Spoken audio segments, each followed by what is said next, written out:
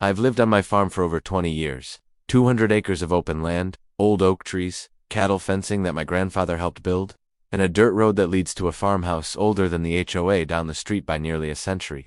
This land has been in my family for generations, long before subdivisions, long before bylaws, and definitely long before anyone named Karen thought she could tell me what to do on it. The problem started when the HOA was built. At first, I didn't care. The development went up on land that used to be a soybean field a mile away. Cookie-cutter houses, identical mailboxes, and a shiny sign at the entrance that read Willow Creek Estates, a premium community. I waved at the construction crews, they waved back, and that was that, or so I thought. About 6 months after the first families moved in, I noticed something strange. Tire tracks, deep ones, cutting across my pasture near the fence line. At first I assumed it was a lost delivery truck. Then it happened again, and again. One afternoon, I followed the tracks and found a luxury SUV parked just inside my property line. A woman was standing beside it, phone pressed to her ear, sunglasses the size of dinner plates perched on her face. I cleared my throat. "Ma'am," I said, calm but firm, "you're on private property." She looked me up and down like I was mud on her designer shoes. "I'm just parking for a minute," she snapped. "The HOA street is full." I pointed at the fence post with the no trespassing sign nailed to it. "This is my farm," I said. "You need to move your vehicle." She scoffed. "This land isn't being used. It's basically empty." That was my first mistake, thinking logic mattered. I explained, politely, that livestock used the pasture, that farm equipment moved through regularly, and that I didn't want vehicles driving over buried irrigation lines. She rolled her eyes. "What?" The HOA president said overflow parking wouldn't be an issue. "I'm not part of your HOA," I replied, "and this isn't overflow. This is trespassing." Her lips tightened into a thin, angry line. "You don't have to be rude." I watched as she slammed her door, revved the engine, and tore back toward the development, throwing dust and gravel behind her. I figured that was the end of it. WASN is in quotes. But within a week, cars started appearing almost daily. SUVs, sedans, even a moving truck once. Always near the same spot, always cutting through the same section of pasture. I've replaced signs, I've repaired ruts, I even installed a temporary gate. That's when Karen came back. This time, she brought paperwork. She marched up my driveway like she owned the place, clipboard tucked under her arm. "I'm filing a formal complaint," she announced. "You're obstructing community access." I almost laughed. "Community access to my farm?" She pointed toward the subdivision. "Residents have been using that area for parking. You can't just take that away." I took a slow breath. "Ma'am, this land has never been open to the public. Not once." She leaned closer. "Then I'll call the cops." I smiled politely. "Feel free." That smile. That's what really made her mad. The patrol car arrived about 30 minutes later. I was mending a fence when I heard the siren chirp and saw the lights roll up my gravel driveway. Karen followed behind in her SUV, arms crossed, smug grin plastered across her face. The deputy stepped out first. Young guy, respectful. Took in the scene: the fence, the pasture, the posted signs. Karen didn't wait for him to speak. "He's harassing HOA residents," she snapped, threatening us for parking. The deputy raised an eyebrow and turned to me. "Double quotes, sir. Is this your property?" "Yes," I replied. "All of it," Karen cut in. "That's debatable," the deputy asked. "For documentation," I handed over my land deed, folded and weathered but official. He studied it carefully. "This property line extends well past the fence," he said. Karen's smile faltered. "But we've been parking there for months." "That doesn't make it legal," the deputy replied. She exploded. "So anyone can just block access whenever they feel like it. And this land is basically unused." I finally lost my patience. "You drove over pasture grass, compacted soil, and nearly clipped a calf last week?" I said. "That's not unused." The deputy turned to her. "Ma'am, this is trespassing." Karen's face went red. "I want him cited. For intimidation." The deputy sighed. "I don't see any violation here." Karen pointed at me. "He told me to leave." "Yes," the deputy said slowly. "That's allowed. That should have been the end." Instead, Karen did what Karens do best. "I want to speak to your supervisor." The deputy radioed it in. 15 minutes later, another cruiser pulled up, then a third. Now Karen looked pleased, confident, like she'd summoned reinforcements. She whispered loudly to one of her HOA friends who had shown up. He was about to regret this. I watched quietly. The supervising officer stepped forward. "All right, what's going on?" Karen launched into a dramatic, retelling exaggerated threats. Were invented insults, claims that I was hostile and unstable. The officer listened, then turned to me. "Double quotes, sir. Anything you'd like to add?" I nodded. "Just one thing." I reached into my jacket pocket and pulled out my badge. Not a small one, not a replica, the real thing. "I'm Sheriff Daniel Harper," I said calmly. "This is my county." The silence was instant. The deputy's posture snapped straight. Sir, Karen's mouth open, close, opened again. You can't be, she stammered. I clipped the badge back in place. I usually don't mention it, but since you called the cops on me? The supervising officer cleared his throat. Ma'am, you are trespassing on private agricultural land, Karen's voice cracked. But the HOA has no jurisdiction here, the officer interrupted. She tried one last angle so you can just block us off forever? I smiled. Yes, and now I'm installing a permanent gate. Karen screamed. I actually screamed? You're abusing your power. I stepped closer, still calm. No, ma'am. I'm protecting my property. The officers left shortly. After apologetic, respectful. Karen stayed behind, shaking with rage. This isn't over, she hissed. I believed her, if Karen thought calling the cops was her big move. She was wrong. That was just the opening act. 3 days after the incident with the deputies, I found an envelope taped to my mailbox. Thick paper, legal formatting, the kind that tries to intimidate before you even open it. It was from the HOAS attorney. The letter accused me of unlawfully restricting access and claimed the neighborhood had established an implied right of use over my land. According to them, residents had been parking on my property for an extended period, which somehow meant I had lost the right to stop them. I read that sentence twice. Then I laughed. Out loud. Implied easement on protected agricultural land, with posted no trespassing signs. In a county that bends over backward to protect farms. They either didn't do their homework or Karen had fed them a fantasy version of events. The letter ended with a threat. If I didn't remove my barriers and restore access, the HOA would pursue legal action. I didn't respond immediately. Instead, I forwarded the letter to my personal attorney and the county legal office. Both replied within hours. Their tone was amused. One email simply said, they really don't want this fight. That should have been the end. But Karen wasn't interested in winning legally. She wanted to win visibly. The following Saturday morning, I woke up to a sound no farmer ever wants to hear before. Sunrise, heavy engines, metal clanking. The unmistakable grind of machinery. I stepped onto my porch and froze. At least 3 construction vehicles were parked along my pasture fence line. A small bulldozer was already pushing dirt.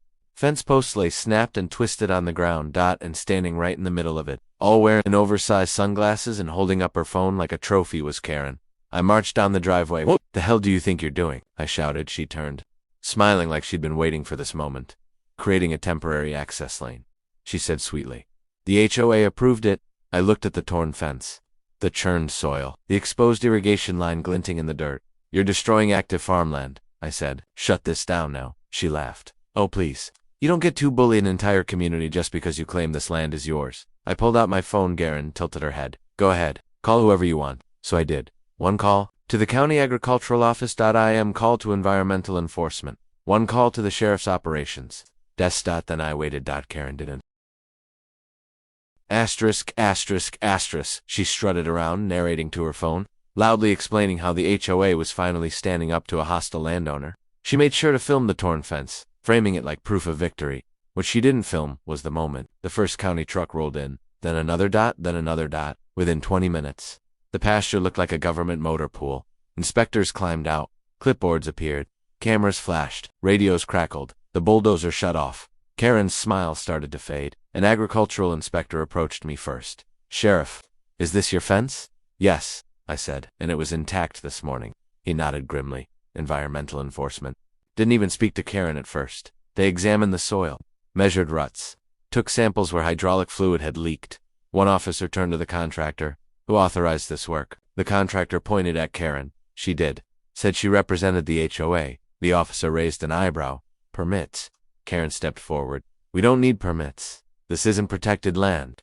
That's when the inspector calmly said the words that ended her day. This is registered agricultural land with environmental protections. Karen blinked. Well, we didn't know. That's not a defense, he replied. The fines started stacking up fast. Unauthorized fence removal, damage to pasture, land. Environmental disturbance, unpermitted construction. Each citation was read out loud. Karen's voice rose with each one. This is harassment.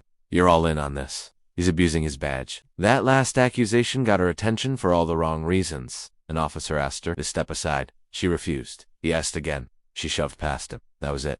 Karen was detained, not arrested yet, but placed in the back of a cruiser while the investigation continued. Hairphone lay on the dirt, still recording. By noon, the contractors were gone. The machinery was impounded pending investigation. Temporary fencing went up to protect the damaged area. Karen was released later that afternoon with a citation and a mandatory court appearance. The HOA They went silent. No more letters, no more threats, no more implied rights. Just panic. Because, for the first time, they realized something important. They hadn't been dealing with a stubborn farmer. They'd been picking a fight with the law itself. And the bill for that mistake was only just beginning. By Monday morning, the HOA was in full damage control mode. I didn't hear from Karen directly again. No dramatic confrontations, no smug drive-bys, no legal threats taped to my mailbox. Instead, I received something far more telling, a carefully worded email from the HOA board president. It opened with, "We regret the recent misunderstanding." HOA language for "we messed up and we know it." The email went on to claim that Karen had acted independently and without proper authorization. They assured me the HOA never intended to damage my property, violate environmental regulations, or challenge county authority. Funny how confident they were before the fines showed up. I forwarded the email to my attorney and the county legal office. Then I ignored it, because the consequences were already rolling downhill, and they weren't slowing down. The contractors Karen hired filed a formal complaint against the HOA for misrepresentation. They claimed they were told all permits were secured, and that the land was approved for development. Once they learned the truth, they wanted nothing to do with the situation. Environmental enforcement completed their report that same week. The damage assessment alone ran into tens of thousands of dollars. Soil restoration, fence replacement, irrigation repairs, mandatory monitoring, all billed to the HOA. The County Agricultural Board followed up with their own ruling. My farm's protected status was reaffirmed in writing, complete with an updated boundary map filed into public record. There would be no confusion in the future, intentional or otherwise. Then came the internal collapse. The HOA held an emergency board meeting. Residents packed the clubhouse, angry and confused. They'd been told a very different story by I was blocking community access, that I'd threatened legal action, that I was abusing my authority. Now they were staring at official county notices and fines. Addressed to them, Karen tried to speak. She didn't get far. One homeowner stood up and asked the question everyone was thinking. Why were we told this land belonged to the HOA? Another followed. Why did you order construction without permits? Someone else yelled from the back. Do you know how much this is going to cost us? Karen snapped. She blamed the board. She blamed the contractors. She blamed me. But when the board president announced that Karen had authorized the work using HOA letterhead without a vote, without permits, without legal review, the room turned cold. By the end of the meeting, Karen was removed from the board. Not voted out. Removed. She was also fined personally for acting outside her authority and exposing the HOA to legal liability. The association's insurance refused to cover the damages due to negligence. That bill landed squarely on her doorstep. Over the next few weeks, things got very quiet. The broken fence was rebuilt better than before. Steel posts, reinforced gates, new signage every 50 yards, cameras with clear sightlines across the pasture. I didn't rush it. I let the county oversee everything. Transparency mattered. One afternoon, as I inspected the completed repairs, a familiar SUV slowed near the gate. Karen, she didn't get out this time. She didn't get out this time. She just sat there, gripping the steering wheel, staring at the fence like it had personally betrayed her. Then she drove away. A month later, a for sale sign appeared in front of her house. 3 months after that, she was gone. No farewell speech, no apology, no final confrontation. Just another moving truck rolling out of Willow Creek Estates. The HOA changed its bylaws shortly after. New rules about property boundaries. New procedures for legal review. New leadership. They don't contact me anymore. And honestly, I prefer it that way. These days, the farm is peaceful again. The cattle graze without tire tracks cutting through the pasture. The dirt road stays quiet. The only vehicles crossing my land are the ones that belong there. Sometimes I walk the fence line in the evening and think about how close this all came to going very differently. All because one person couldn't accept the word. No. Karen thought authority meant control. She thought rules only applied to other people. She thought calling the cops would scare me into backing down. Instead, she learned a hard lesson. Private property still means something. The law still matters. And power doesn't come from shouting the loudest. It comes from standing on solid ground. Literally. And every now and then, when I see the sunset stretching across my fields, I smile. Because when Karen tried to park on my farm, she didn't just lose a parking spot. She lost everything she thought made her untouchable.